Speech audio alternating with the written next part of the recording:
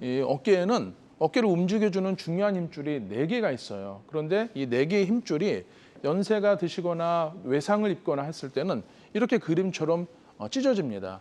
마치 옷을 오래 입으면 옷이 이렇게 낡아져서 구멍 나잖아요. 그렇죠. 힘줄도 이렇게 퇴행성으로 파열이 되는 경우가 많습니다. 대부분의 회전근개 파열은 90% 이상은 대부분 외상보다는 노화, 퇴행성으로 관련이 있어요. 그래서 네.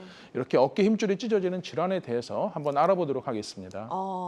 대표적인 퇴행성 질환이라고 하셨잖아요. 뭐 네. 특별히 힘든 운동을 하지도 않았는데 네. 나이가 들었다는 이유만으로 가장 많이 발생하는 게 회전근개 파열이었어요. 맞습니다. 뭐 옷처럼 꿰맬 수 있다? 그럼 무조건 수술을 하는 건가요? 네. 어깨 회전근개 파열은 이 자연 치유가 되진 않습니다. 우리가 옷이 찢어졌을 때 놔둔다고 이게 붙지 않잖아요. 그렇죠, 그렇죠. 일반 사지랑 달라서 어깨 네. 회전근개 힘줄 파열은 시간이 지난다고 좋아지진 않아요. 그렇지만 반드시 수술을 해야 되는 것은 아닙니다. 다행이네요. 예, 맞습니다. 찢어진 그 환자분들이 많이 물어보세요. 아니, 파열이 되어 있는데 그렇죠. 구멍이 뚫려 있는데 그걸 구멍을 이렇게 메꿔줘야 되지 않냐 많이 물어보시는데 네.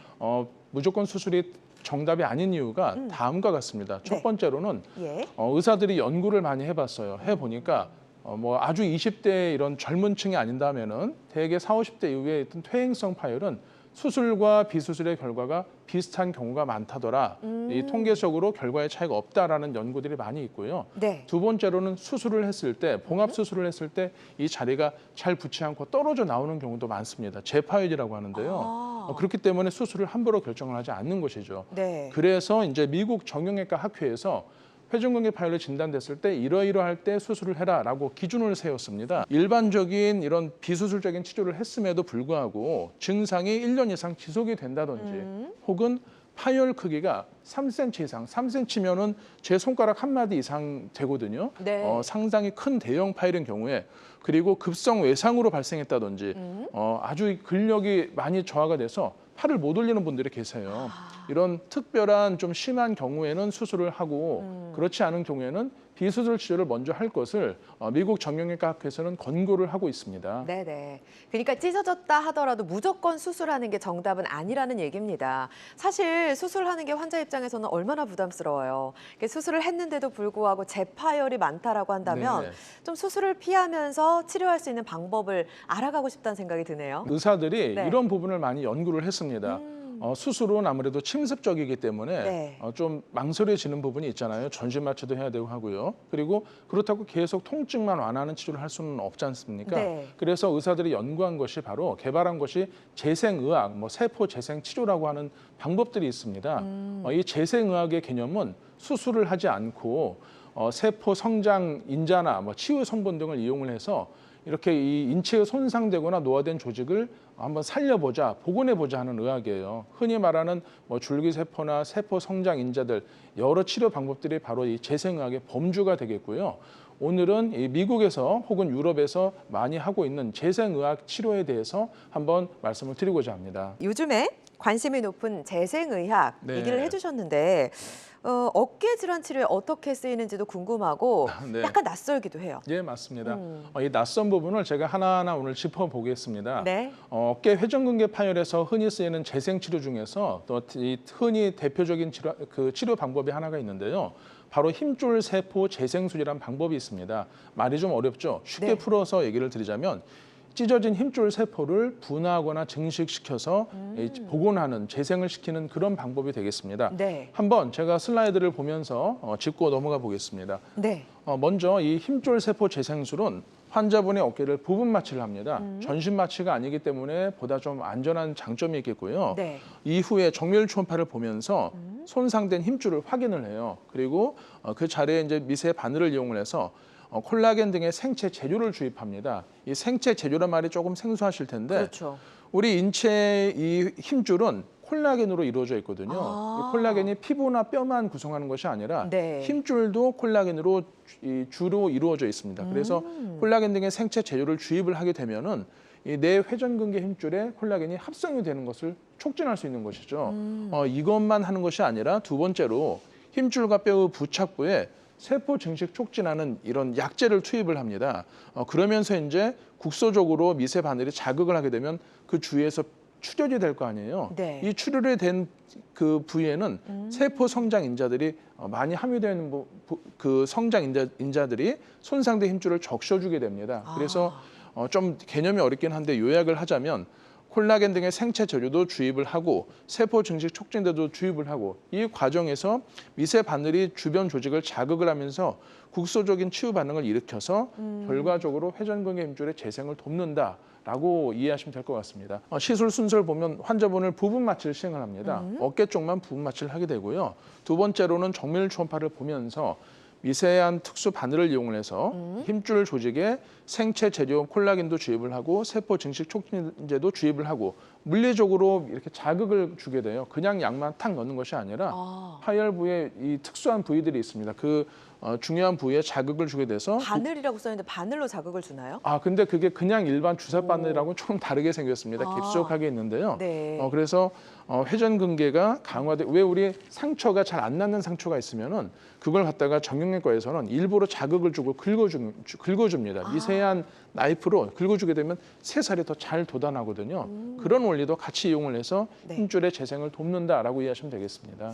초음파 사진을 네. 제가 전후를 한번 비교를 해봤는데요. 예. 이렇게 정밀 초음파를 보면서 여기서 이렇게 된 부분이 힘줄이고 빨간색 부분이 파열된 부위입니다. 그래서 오히려 수술은 사실 치료하는 의사 입장에서는 절개를 하고 훤히 보이니까 쉬워요. 그런데 이런 시술이나 이런 것은 정밀 초음파 보면서 미세한 조작을 해야 되기 때문에 상당히 좀 난이도가 어려운 편입니다. 그렇겠네요. 만약에 이런 특수한 바늘이나 약재를 주변에 엉뚱한 조직에다 넣게 되면은 네.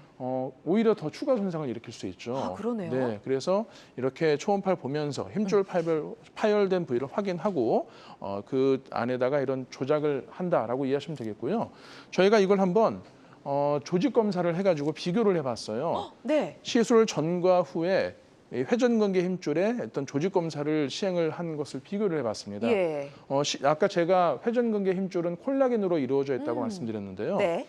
원래 콜라겐 힘줄이 원래 규칙적으로 배열이 돼야 되는데 파열된 주위는 아주 쭈글쭈글합니다. 네네. 우리 연세가 많아지면 이게 노화가 되면서 피부가 이렇게 그렇죠. 쭈글쭈글해지지 않습니까? 네. 이런 부위가 6개월 후에 시술 후 6개월 후에 봤을 때는 배열이 아주 규칙적으로 똑바로진 것을 확인할 수 있었습니다. 그래서 이렇게 힘줄이 튼튼해지고 재생이 되는 것을 저희가 힘줄세포 재생술을 통해서 확인을 했기 때문에 많이 임상에서 사용을 하고 있습니다. 네.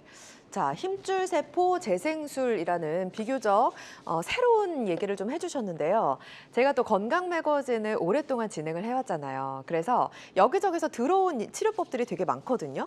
그러니까 줄기세포 치료라든지 네. 프롤로 치료랑은 좀 네. 어떤 차이가 있는지 저 궁금해졌어요. 네네. 잘 예. 물어보셨습니다. 네. 줄기세포는 내 몸의 줄기세포를 이용을 하든 다른 사람의 줄기세포를 이식을 받든 줄기세포라는 것을 이용을 하는 것이고요. 프롤로 치료는 고농도의 어떤 덱스트로스 용액이라는 그렇죠. 아주 고농도의 용액을 주입을 해서 약재가 자극이 돼서 인체가 거기에 대해서 어떤 자극이 오면은 치유 반응이 활성화되는 것을 이용을 하는 것입니다. 그런데 이 힘줄 세포 재생술은 이 생체 재료라는 것이 있어요. 이 생물학적으로 이 제약회사나 이런 곳에서 콜라겐이나 이런 약재를 합성을 한 약들이 있습니다. 그 약들을 주입을 하되 단순 주입하는 것이 아니라 거기에 물리적 자극을 통해서 잘 스며들도록 하는 그 시술이라고 보시면 되겠습니다. 네네. 그러면 보다 근본적인 네. 접근이 가능한 치료법인가요? 네네. 물론 줄기세포나 이런 치료들도 좋은 방법이긴 합니다만 예. 파열이 아주 크지 않은 이 회전근개 파열에서는 이런 힘줄세포 재생술을 하고 재활을 하시면은 충분히 좋은 어깨 기능을 유지할 수 있다고 보고된 바 있습니다. 네네. 자, 환자 입장에서는 그래도 부담이 좀 덜을 해 보이는 그런 치료법인 것 같은데요. 자, 그러면 지금 알아본 치료법의 특징을 한번 정리를 해보도록 하겠습니다. 네네. 힘줄 세포 재생술은 말씀드린 대로 콜라겐이나 어떤 세포 증식 촉진제를 이용을 해서 이 손상된 힘줄을 복원을 해주는 재생해주는 치료법이라고 이해하시면 되겠습니다. 한번 제가 정리를 해봤는데요. 네. 회전근개 파열부의 재생을 강화를 하는 그런 장점이 있겠고요. 네. 말씀드린 대로 생체 재료도 주입을 하고 세포 증식 촉진제도 주입을 하고 그 과정에서 미세한 바늘이 손상된 부위를 자극을 하기 때문에 국소적인 치유 반응을 유도하는 것이죠. 그래서 무엇보다도 수술처럼 전신 마취나 절개가 필요하지 않기 때문에 부분 마취로 당일 시술 후 바로 일상으로 복귀가 가능하다 이렇게 이해하시면 될 것 같습니다. 네, 알겠습니다. 지금 어깨 질환 재생 치료에 대해서 서희수 원장과 함께 이야기 나누고 있는데 첫 번째로 힘줄 세포 재생술 얘기해 주셨거든요. 또 다른 재생 치료법이 있을까요? 네, 골수 자극 재생술이라는 이 재생 치료법이 있습니다. 네. 회전근개 파열에서 제일 문제가 되는 것은 어떤 회전근개를 치료를 했을 때 네. 재파열되는 확률이 상대적으로 높아요. 다른 부분에 비해서. 네. 뭐 우리가 이런 살이 찢어질 때 이걸 치료하면은 이게 도로 벌어지는 경우는 드물지 않습니까? 그렇죠. 어깨 회전근개는 봉합 수술을 한다 하더라도 재파열되는 확률이 무려 20% 이상으로 보고되고 있거든요. 따라서 이 치료 후에 재파열을 방지하는 데 강점이 있는 치료 방법이 있습니다. 네. 바로 골수 자극 재생술이라는 방법인데요. 제가 슬라이드를 보면서 설명을 드리겠습니다. 네. 보시면은 먼저 이제 힘줄 세포 재생술과 마찬가지로 정밀 초음파를 보면서 부분 마취를 합니다. 그래서 파열된 부위를 먼저 딱 특정 짓고요. 두 번째로는 파열된 힘줄 아래의 뼈가 있는데 이 뼈에다가 1mm 크기의 미세한 구멍을 여러 개를 만들어줘요. 여기다가 이렇게 하나, 둘, 셋, 넷 대략 한 5개, 4~5개 정도 구멍을 뚫어줍니다. 그러면은 맨 오른쪽 그림에서 보시는 것처럼 이 뼈에서 이런 터널이 생기기 때문에 안에 있는 골수가 흘러나오게 되겠죠. 그런데 이 뼈에서 흘러나오는 골수에는 줄기세포 등의 아주 다양한 치유 성분들이 함유되어 있습니다. 네. 그래서 뼈 속에 있는 줄기세포 등의 치유 성분이 힘줄이 찢어진 부위로 흘러나오도록 통로를 만들어 주어서 회전근개 힘줄이 재생이 되고 재파열되는 것을 방지해주는 시술이다. 이렇게 이해하시면 되겠습니다. 네. 이해는 됐습니다. 네. 근데 뼈에 구멍을 막 뚫는다. 이렇게 얘기를 들으니까 되게 무섭거든요. 아플 네, 것 네. 같기도 하고요. 네, 다행히 아프지 않습니다. 일단 부분 마취로 진행이 되고요. 네. 1mm 정도 어떤 샤프심, 볼펜심 끝 정도의 크기이기 때문에 미세한 구멍을 뚫어도 사실 별로 통증이 시술 후에도 심하지 않습니다. 그래서 일상생활이 어느 정도 바로 가능한 장점이 있는데요. 네. 제가 한번 슬라이드 보면서 또 말씀을 드리겠습니다. 네. 예, 보시면은 여기서는 구멍이 엄청 크게 보이죠. 네. 예, 마치 이게 정말 제 팔뚝만한데 사실은 크기가 1mm 정도 볼펜 심보다도 작아요. 그래서 뼈에 이렇게 작게 미세한 구멍을 뚫게 되면은 안에서 이 골수, 검붉은 골수가 흘러나오게 됩니다. 이 골수의 이 줄기세포 등의 치유 성분이 몇 달에 걸쳐서 흘러나오면서 힘줄의 재생을 돕고 또 재생이 돕고 튼튼하게 붙게 되면은 더 잘 붙게 되기 때문에 재파열이 방지가 되겠죠. 그래서 이렇게 내 몸에 골수가 흘러나오게 해서 힘줄을 치유를 한다라는 방법이라고 말씀드릴 수 있겠고요. 네. 제가 또 하나 준비를 해봤는데 예. 지금 왼쪽 그림에서 보시는 경우는 힘줄이 어마어마하게 대형으로 파열이 된 크기예요.